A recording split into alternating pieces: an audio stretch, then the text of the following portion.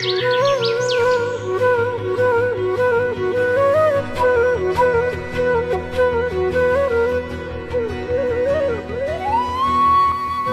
అను నేను, మోనికా అను నిన్ను, మోనికా అను నేను, మైకల్ అను నిన్ను నా భార్యనుగా స్వీకరించి, నా భర్తనుగా స్వీకరించి, నా జీవితకాలం అంతయు నీ ఎడల నమ్మకంగా ఉండునని దేవుని ఎదుట ఈ సంఘం ఎదుట ప్రమాణము చేయుచున్నాను.